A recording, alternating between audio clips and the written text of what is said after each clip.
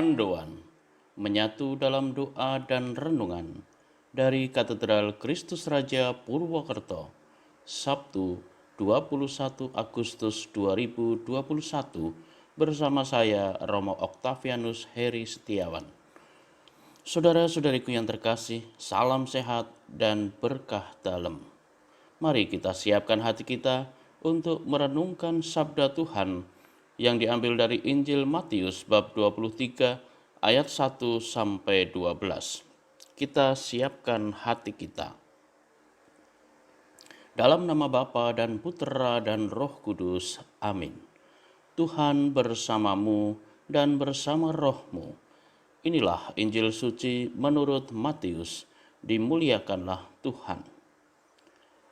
Maka berkatalah Yesus kepada orang banyak dan kepada murid-muridnya, katanya, ahli-ahli Taurat dan orang-orang Farisi telah menduduki kursi Musa. Sebab itu, turutilah dan lakukanlah segala sesuatu yang mereka ajarkan kepadamu. Tetapi janganlah kamu turuti perbuatan-perbuatan mereka, karena mereka mengajarkannya tetapi tidak melakukannya.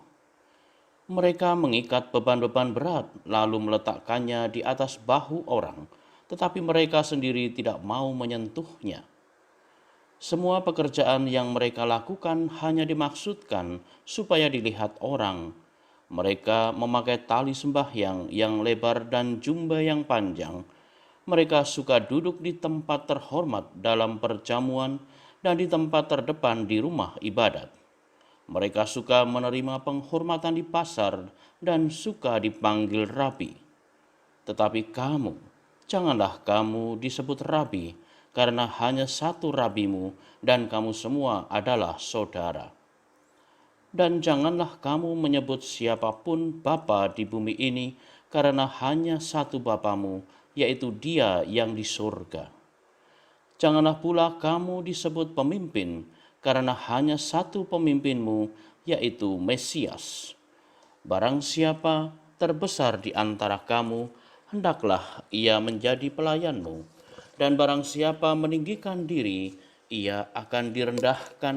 Dan barang siapa merendahkan diri, ia akan ditinggikan. Demikianlah sabda Tuhan. Terpujilah Kristus.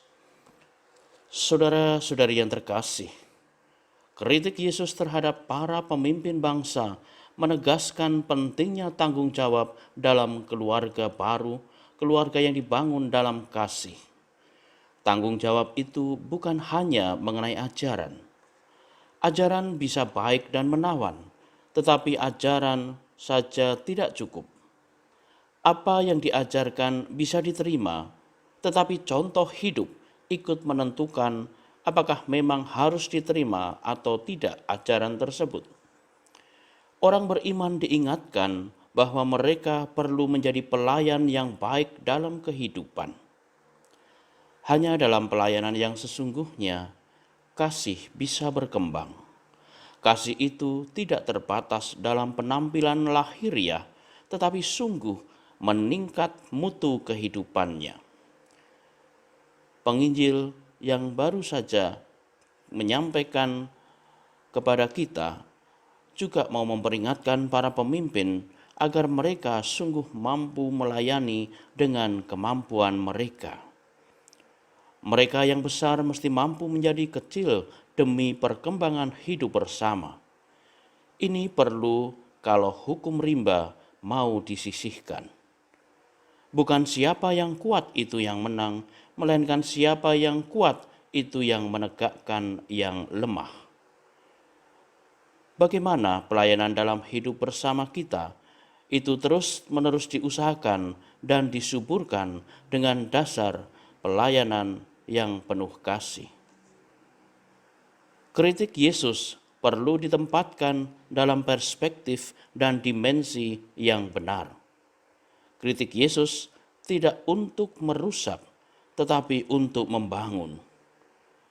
Maka menjadi permenungan bagi kita, bagaimanakah kritik Yesus seperti itu kita kembangkan lewat penyadaran yang mana yang akan kita buat untuk kita lakukan sebagai pemimpin yang sungguh mau melayani dengan penuh kasih.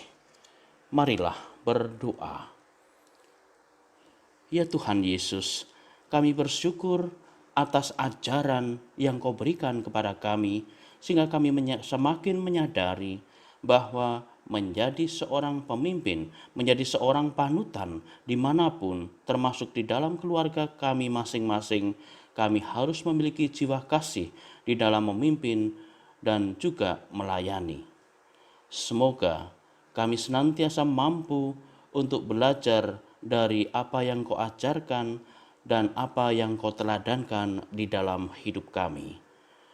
Ini semua kami mohon sebab Engkaulah Tuhan dan Juru Selamat kami, kini dan sepanjang masa. Amin.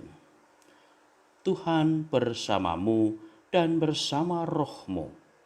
Kita sekalian, keluarga kita, rencana-rencana baik kita, dan perjalanan hidup kita senantiasa diberkati oleh Allah yang Maha Kuasa, Bapa dan Putera dan Roh Kudus. Amin. Selamat beraktivitas, Tuhan memberkati. Salam mendoan.